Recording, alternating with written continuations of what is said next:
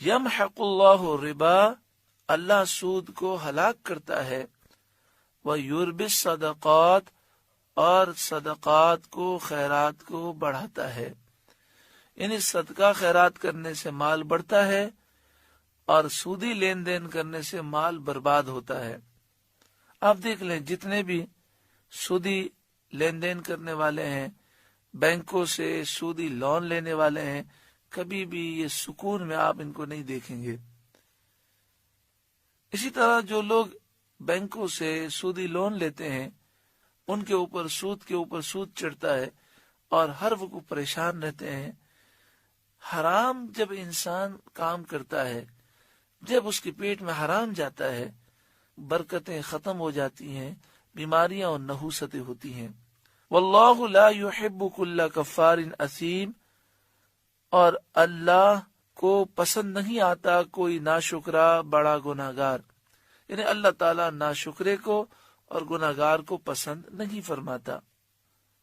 ان الذین آمنوا وعملوا الصالحات، بے شک وہ لوگ جو ایمان لائے اور انہوں نے اچھے اعمال کیے، واقاموا الصلاۃ، اور نماز قائم کی، وآتوا الزکاۃ، اور زکوٰۃ دی، لہم اجرہم عند ربہم، ان کے لیے ان کا اجر ان کے رب کے پاس ہے، ولا خوف علیہم، اور ان پر کوئی خوف نہیں ہے، ولا هم یحزنون، اور نہ وہ غمگین ہوں گے۔ یا ایھا الذین آمنوا اتقوا اللہ، اے ایمان والو اللہ سے ڈرو، وذروا ما بقی من الربا ان کنتم مؤمنین، اور جو سود باقی رہ گیا اسے چھوڑ دو اگر مسلمان ہو۔ جب یہ آیت کریمہ نازل ہوئی تو مسلمانوں نے سود کا لین دین چھوڑ دیا۔ آج بہت سے لوگ ایسے نادان ہیں کہ بینکوں میں سودی اکاؤنٹ میں پیسے رکھتے ہیں، سود لیتے ہیں اور کہتے ہیں ہم یہ سود کے پیسے غریب کو دے دیتے ہیں، غریبوں کی خدمت کرتے ہیں۔ یاد رکھیے سود لینے کا گناہ ہمارے نامہ اعمال میں لکھ دیا گیا۔ سود لینے والے پر نبی اکرم صلی اللہ علیہ وآلہ وسلم نے لعنت فرمائی، اور لعنت کے معنی یہ ہے کہ نبی کریم صلی اللہ علیہ وآلہ وسلم نے دعا کی کہ اللہ تعالیٰ کی رحمت سے وہ محروم ہو جائے۔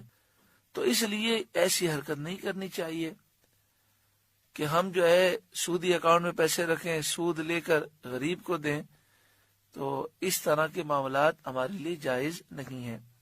فَإِن لَمْ تَفْعَلُوا، پھر اگر ایسا نہ کرو، فَأْذَنُوا بِحَرْبٍ مِّنَ اللَّهِ وَرَسُولِهِ، تو یقین کر لو اللہ اور اللہ کے رسول سے لڑائی کا، یعنی اگر تم سودی لین دین نہ چھوڑو گے تو تمہیں اللہ اور اس کے رسول کی طرف سے جنگ کا اعلان ہے۔ کون اللہ اور اس کے رسول سے مقابلہ کر سکتا ہے؟ تو لہٰذا ایسا شخص یقیناً تباہ و برباد ہو جائے گا۔ وَإِن تُبْتُمْ، اور اگر تم توبہ کرو، فَلَكُمْ رُؤُوسُ أَمْوَالِكُمْ، تو اپنا اصل مال لے لو، یعنی جو تمہاری اصل رقم ہے وہ لے لو اور سود چھوڑ دو۔ مثلا کسی نے 10 لاکھ روپے کا قرضہ کسی کو دیا ہے اور اس نے یہ مقرر کیا کہ آپ مجھے 12 لاکھ واپس کریں گے، 2 لاکھ روپے سود کے ہو جائیں گے، تو اسے یہ حکم دیا جا رہا ہے کہ اپنے 10 لاکھ واپس لے لو اور جو تم نے سودی معاہدہ کیا تھا اسے کینسل کرو اور اللہ کی بارگاہ میں توبہ کرو۔ لا تظلمون ولا تظلمون، نہ تم کسی کو نقصان پہنچاؤ نہ تمہیں نقصان ہو، یعنی کسی سے سودی رقم لے کر اسے نقصان مت پہنچاؤ، اور جو تمہارا اصل مال ہے وہ تم لے لو، اس میں تمہیں کمی کرنے کی ضرورت نہیں۔ وَإِن كَانَ ذُو عُسْرَةٍ فَنَظِرَةٌ إِلَى مَيْسَرَةٍ، اگر قرض دار تنگی والا ہے تو اسے مہلت دو آسانی تک۔ وَأَن تَصَدَّقُوا خَيْرٌ لَكُمْ إِن كُنتُمْ تَعْلَمُونَ، اور قرض اس پر بالکل چھوڑ دینا تمہارے لیے اور بھلا ہے اگر تم جانو۔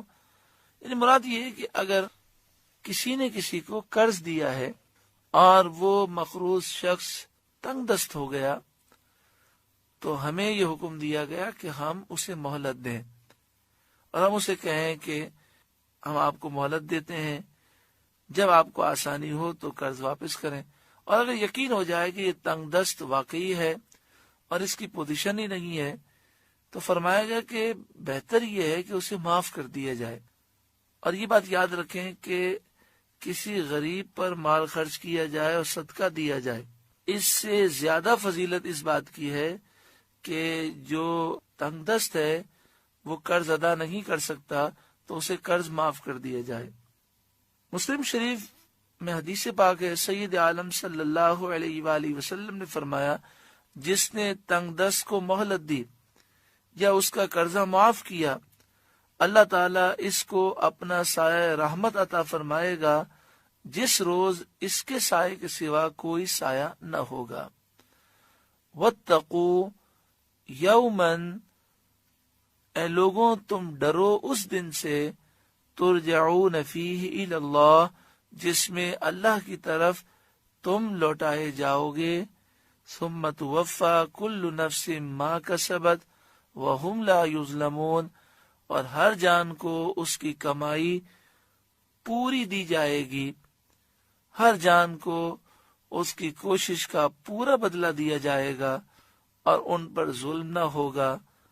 یعنی اے لوگوں تمہیں ایک دن مرنا ہے، اللہ کے حضور پھر حاضر ہونا ہے، سچی پکی توبہ کرو اور وہ اعمال اختیار کرو کہ تمہیں قیامت کے دن شرمندگی نہ ہو۔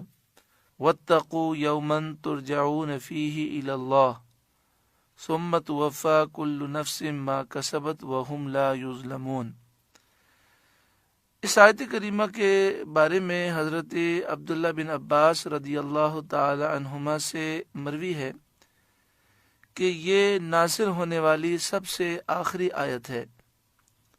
نبی اکرم صلی اللہ علیہ وآلہ وسلم پر یہ نازل ہوئی اور اس کے 21 روز بعد نبی اکرم صلی اللہ علیہ وآلہ وسلم کا وصال ظاہری ہوا۔ اور ایک قول یہ ہے کہ 7 دن کے بعد، اور ایک قول یہ ہے کہ 9 دن کے بعد۔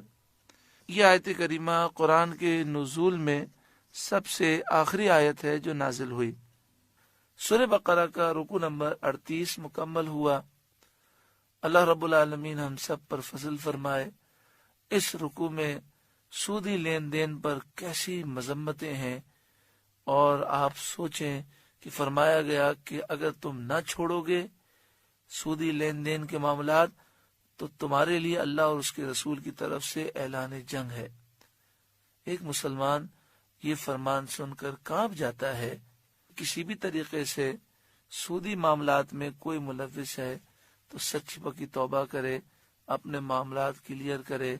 بہت سے لوگ ایسے ہیں کہ جنہوں نے سودی لون لی ہوئی ہے، اور بہت سے لوگ ایسے ہیں جنہوں نے پیسے بینک میں رکھے ہوئے ہیں اور اس سے وہ سود حاصل کر کے یا تو اپنے کام میں استعمال کرتے ہیں یا غریبوں کی مدد کرتے ہیں۔ اور ابھی آپ نے سن لیا کہ یہ ناپاک مال ہے، اس سے غریب کی مدد کرنے میں ثواب نہیں مل سکتا، بلکہ ثواب کی نیت کرنا بھی حرام ہے۔ دعا فرمائے اللہ تعالی تمام مسلمانوں کو سودی لین دین سے نجات عطا فرمائے، ہمارے ملک سے بھی سودی نظام کا خاتمہ ہو، پورے عالم اسلام سے اس ظالمانہ نظام کا خاتمہ ہو، اور نظام مصطفیٰ ہمیں نصیب ہو۔ اس نظام کو قائم کرنے کے لیے اللہ تعالیٰ اہل حق کو بیداری اور غلبہ نصیب فرمائے۔